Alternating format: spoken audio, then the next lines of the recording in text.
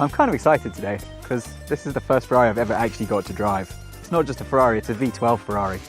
I think, as we all know, the days of the V12 naturally aspirated engine are certainly numbered. I suppose given climate change I'm probably okay with that, but still it'll be a slightly more boring world without them. Those of you who know Ferraris will probably know that the FF is not the newest car in their range. However, when we got in touch with them to get in line to drive the new 488, which is their new sports car, when it comes to America next year, they said, yeah, that was cool, but in the meantime, would you like to drive our FF? We weren't really going to say no, were we? Okay, in addition to the fact that it has this big old V12 in the front, it also has not one but two transmissions. So there's a 7-speed dual clutch gearbox that drives the rear wheels, as you would expect with a Ferrari. And then in front of the engine, it has another 2-speed transmission, well, 2 speeds and a reverse, to drive the front wheels until you get to 5th gear. So there are 2 gears. The first one on the front uses when the rears are in 1st or 2nd, then you get like the 1st gear, and then in 3rd or 4th it shifts up to a different one, which means that if it's snowing or raining, you have an all-wheel drive Ferrari. Let's take a look under the hood. That's why Ferraris in the past, or certain models, have been called Testarossa, which means redhead, and what they're talking about is the red covers for the red cam covers on the engines. What a sight. Looks almost as good as it sounds. The one thing I'm surprised is the brakes actually aren't quite as severe as I was expecting. By contrast, the steering is incredibly quick ratioed, like you only have to move the wheel a tiny amount. Let's have a look in the back. Not actually a sports car, it's a Grand Tourer, and that means it has room for your luggage. You could, if you wanted to, get a mountain bike in here. And you may also have noticed it has back seats, and actually they're quite roomy. I think if you're 6 foot or under, you could probably spend 5 or 6 hours in the back of this car. It's about as practical as a Ferrari gets. With the exception of the price tag, I think the sticker on this car, it was $388,000.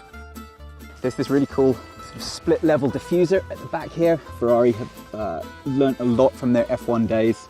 So the aero on this car is all quite clever. You can see how the diffuser channels the air up and there's bits of suspension components in there. It has this fantastic panoramic roof. The whole roof is a giant sheet of glass. A lot of OEM infotainment systems are getting much better. Certainly Volvo and Audi and BMW do really good ones. So the phone says it's connected to CarPlay because it has that little thing there. Your phone. There is, you can have your music or maps. And then you click FF, and then this takes you back to the Ferrari system. Yeah, this actually has a touchscreen. Ferrari started this trend of covering the steering wheel in all the controls. So you have your indicator stalks, you can change all the different car settings, there's the wipers and the suspension and the lights and the engine start button. So there are little buttons on the back that control the infotainment system. And then there's all these buttons on the front. Let's count them. 1, 2, 3, 4, 5, 6. That must count as 5, so we'll call that 11. 18, 19 buttons on the steering wheel plus the 2 gear levers. Dash on this is, I guess it's showing its age a little bit, but was probably kind of amazing for 3-4 years ago. You have a big central rev counter that's a proper analog, like physical dial, and then there's a pair of little TFT screens here. This one you can set up to have the speedo or other information, and then on the other side I've set it to show like water and oil temperature. So one of the things this does actually, so you have this little twisty knob here that start off in comfort. This shows you your vehicle dynamics here. So F1 track, the E-diff is the differential, shows you the 4-wheel drive settings, stability control, there's a wet setting, reins things back a bit, there's a snow setting, which sets everything like on so you don't kill yourself, sport, and then you can turn off the stability control, which I'm going to put back on because we're not a racetrack or anything. And of course it has this cool little passenger display. See what your driver is up to. I think the sculpted carbon fibre around the air vents is particularly cool. Carbon fibre dashboard, $7,143. There's a USB port in here. There is a USB port in the glove box, so that's 2. You can argue whether or not it justifies the price, but I think, I mean, it's certainly special in here, and I think it's about as special as you would want a car with an enormous 6-figure price tag to be.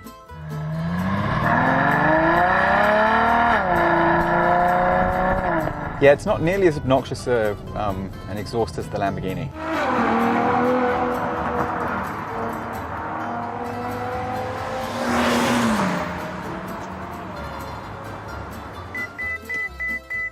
There you go. I thank you, Ferrari seatbelt robot. Most considerate of you.